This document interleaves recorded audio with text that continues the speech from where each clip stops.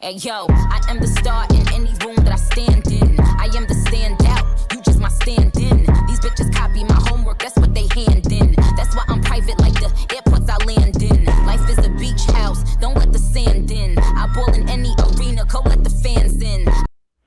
What's up, y'all? I hope all is well. So in this video, I want to react to this meme that I saw on Instagram a few weeks ago and give some commentary as to why content like this just really annoys the hell out of me and really inspired me to start doing some of this commentary in regards to the skin tone politics and like colorism ink on social media, and why I just find it like just annoying and just vain black male worshiping type of energy. So I've been wanted to give my perspective on the whole, like, mostly like millennials and Gen Z comparing Little Kim and Faith Evans. I feel like it's really obnoxious. And this narrative that's been created that, oh, Little Kim was just out here suffering from all of this colorism, and Faith was chosen because she was light skinned and she wasn't even all that, and Little Kim was just pushed to the side. Like, it's an excellent example of the Colorism Inc. narrative that I discuss, and how like that lore with the whole light skin versus dark skin thing is like really pushed, and that's not necessarily accurate to how things actually went down. And of course I wasn't there, I was like a seed, but I have heard from old heads, and I know a lot about hip hop. I've spoken about this before, so I know a lot. And it never seemed to me like that's how things went down. There's a lot more complicated stuff that went on. For example, like, I believe that it was Puffy that put Little Kim that put Faith Evans and Puffy to in Biggie together. Like, he literally encouraged Biggie, why am I getting all their names confused? He literally like kind of encouraged them to get together, so because they were both on his label, and because it worked for his entertainment company or whatever. You know what I mean? Like, all of this was kind of coordinated, just like they do a lot of these celebrity relationships. And not to mention, yeah, he was dealing with Little Kim for a long time, but he was highly abusive towards her. He was putting hands and feet on her. He was still dealing with other women. Yeah, maybe he probably was colorist and anti-black, but he was also like a misogynist and a weirdo too. He had a whole bunch of weirdo lyrics up in his music, stuff ranging from edophilia to homo type of stuff. You know what I mean? Just Biggie was weird. Okay, like, not surprising that he was friends with freaking Puff Daddy. But anyway, yeah, so this whole narrative that Gen Z and millennials have tried to create, that, oh, Biggie was only dealing with Puffy why do I keep getting their names confused? I don't know, Freudian slips, is that the spirit speaking through me? I don't know.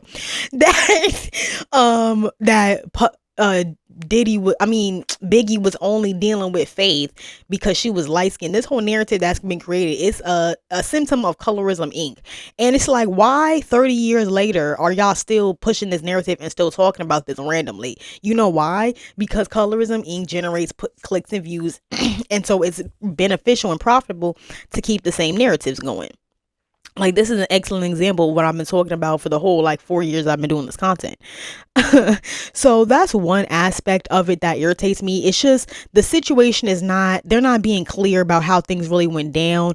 It seems to me, from what I've heard and seen on, the numerous documentaries and articles and stuff I've read and seen, it seems like Faith and Biggie were kind of put together, and they wanted to keep a certain image, and that's why. And I'm not surprised, because Diddy definitely gives me the vibe of one of those color-struck bisexual black men who they think that it's more beneficial in society for them to align themselves with women that look a certain way, because they're extremely tone deaf and have a lot of internalized anti-blackness. So they think that it benefits, it shows favorable of them for them to be around women who look a certain way, or to push that image of those relationship dynamics, they think it looks favorable, when in reality, society will respect you more if you show love to the women in your group equally. Like, people would actually have more respect for you if you have respect for yourself and elevated women who look like you, and the different women in your group. If you only elevating one group, one type of woman, or women who are not in your group at all, nobody respects that. But a lot of these color struck black males are bisexual. They do have little stuff going on, and that's just a sidebar. But so I'm not surprised that Puffy told Biggie to publicly be with Faith and keep Lil' Kim on the side, and who knows what his reasons for wanting to keep Lil' Kim maybe single. I don't know. I'm gonna be honest with you, I never followed Lil' Kim's career that hard, because by the time I got really into hip-hop, Lil' Kim was in jail by that time, so I kind of missed Lil' Kim's era. And then it was a lot of other girls out by then, so I was more so aware of who was that at that time, like Eve, lots of different girls, who I can't think of anybody. Remy was popular in New York at that time, lots of people. Of course, Nicki was coming up, a lot of, and I'm talking about the early. I would also appreciate if you like the video and subscribe to the channel if you are not already and the content resonates with you. Welcome. As well as making sure you hit the bell for notifications so you'll be informed every time I upload a new video or go live. I'd also encourage you to check out my Patreon, where you can access old and exclusive content, as well as having early access to new uploads. That will be linked in the description box below.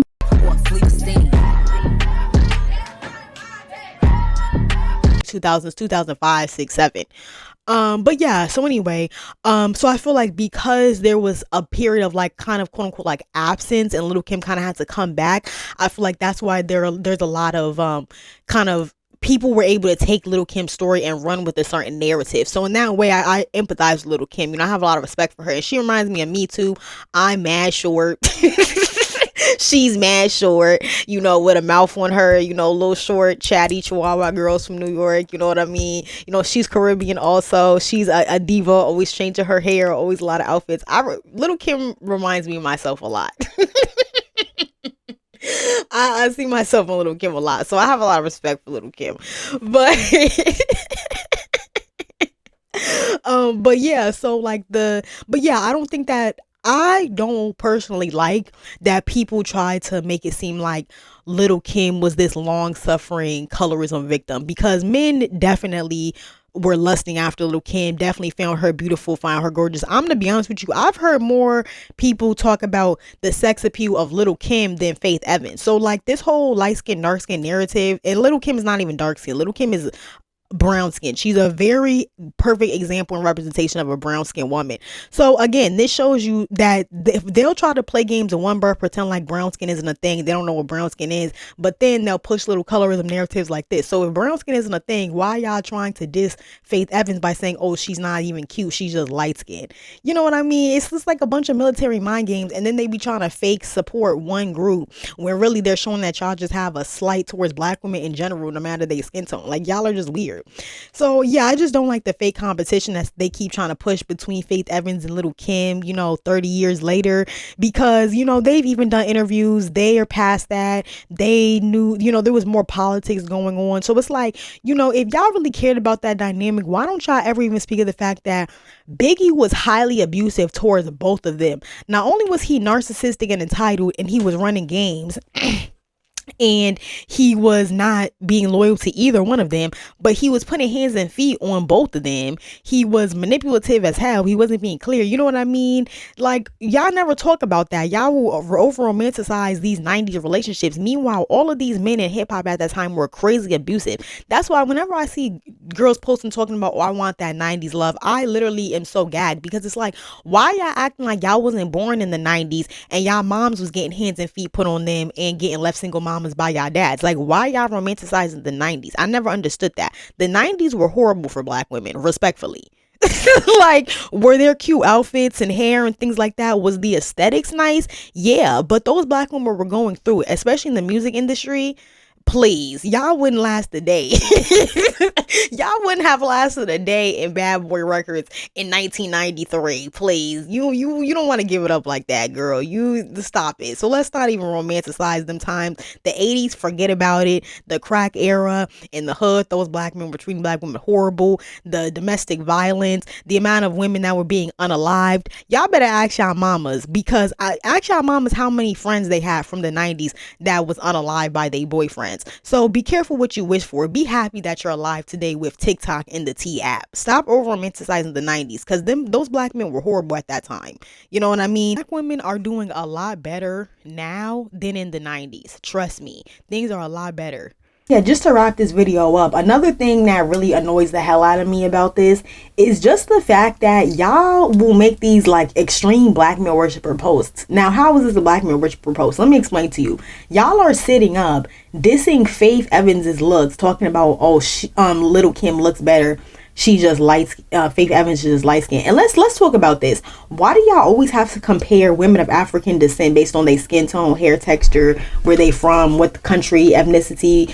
It's very corny, and I hate that. And this is black women. Y'all need to start comparing black men. Seriously, y'all need to start comparing them to non-black men. Y'all need to start comparing them based on their ethnicities. You need to start comparing them, and it's kind of going there based on jobs, but y'all need to start being mass specific, because I don't like how in the community y'all compare black women all day, and y'all try to size up women and try to say who's better and who's wifey material and this and that, when these dudes are, bro, they are so underperforming in the grand scheme of society. And it's like men in general are horrible and really falling off today. And the the XY chromosome is disintegrating as we speak. But they've been underperforming, disrespectful, non-productive, non-committal, rude, and not building anything, not saving for a very, very, and did I mention disrespectful? Yeah. For a very long time. Okay. Causing a lot of problems. Most of black women's problems are more so problems that affect black women as an individual person. It's a black man's behavior. That's just one example. But it's like a black woman being a quote unquote single mom. That's more so a bill and a stigma she gotta deal with. Y'all don't talk about running around, talk about the IRS bill that black men are creating because they want to be baby daddies, but y'all put the stigma on baby mamas. You see what I mean? So it's just like the disrespect and the level of blame is not even equal. So this is why I call these black male worshiper posts, because I'm just irritated with getting on social media and hearing black people be critical of black women's looks, or how they perform in society, what they doing. Who cares? Nobody asked. It doesn't matter. So that's another reason why I find this post to be annoying, because Biggie Smalls, I mean, okay, I don't think he deserved to die, but let's stop acting like he was this amazing, beneficial person in the community. Like I said, a lot of his music was extremely vulgar. The fact that your mind would even go there to put that on wax says something about your mentality. Again, he was very abusive. Little Kim said he was abusive towards her. Faith Evans has said that. Y'all never talk about that. Y'all completely over romanticize these males. All this P. Diddy stuff came out. Why y'all acting like why y'all acting like Biggie wasn't right along next to him? And I do feel like Puffy snaked Biggie, and I do honestly feel like he had a lot to do with the orders of him and Tupac. I don't trust Puffy at all. I do think that he was a snake. I don't think he was a friend to him, but it says something that Biggie was right along with him.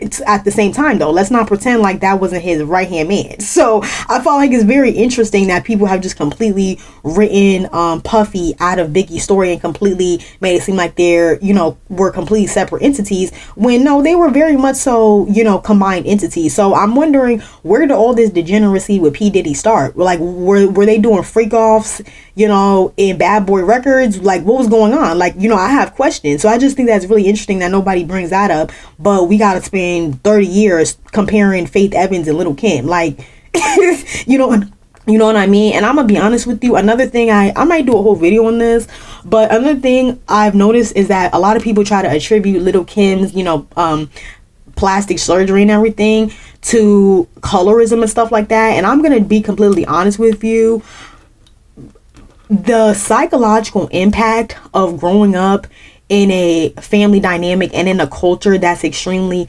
abusive and misogynistic that Little Kim has experienced. I know her father was abusive. I know her mom was in an abusive relationship. She went through tough times as a kid. I know she said men were always like putting their hands on her and comparing her and always cheating on her and things like that.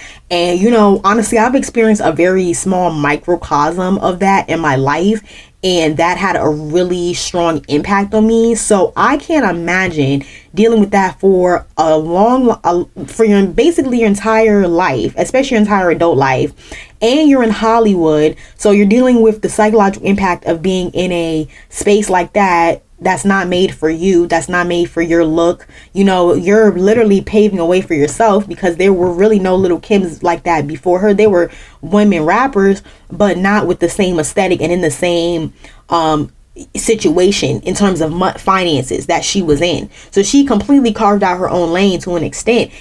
She really did. And you know what I mean? So I can only imagine what she was dealing with emotionally and psychologically. And like I already said in my earlier statements, those men in hip hop at that time were horrible. So who knows what she was dealing with? So to attribute all of that just to colorism and try to make it seem like, oh, she was just jealous of Faith Evans, I feel like, you know, again, that's another way, again, another black male worshiping scapegoating technique to try to compare light skinned and dark skinned women, and again try to make it like low-key the other woman's fault, when it's like, no, a lot of black women have self-esteem and self-image issues because of the stuff they're experiencing in the culture and in the community. And then y'all try to say, oh, it's society, like it's a bunch of white people running up in black households and making black women feel bad about themselves. No, if black women are feeling bad about themselves, not wearing their natural hair, getting nose jobs or whatever, where do you think those feelings are coming from? So if y'all are saying Little Kim had self-esteem issues because of the stuff she experienced in her life, well, yeah, again, this is another issue you can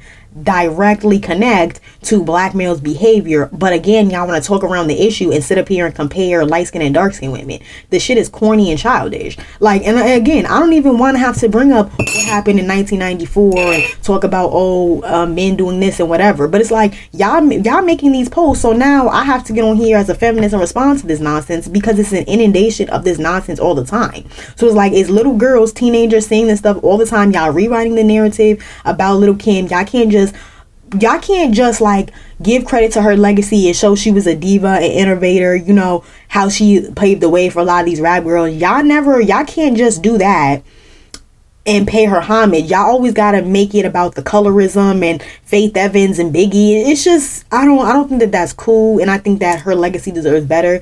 And I really like Faith Evans. I love her music. I think she's a beautiful woman as well. I don't think that's cool to be sitting up here saying, oh, she's not, oh, one look better than the other, she just light skinned. Like, no, I think that they are, especially in this picture, when they are in their like completely natural state as young women, I think they are both equally beautiful, genuinely. And so to even sit up here and compare them is so corny, and it's anti-black on both sides towards both groups.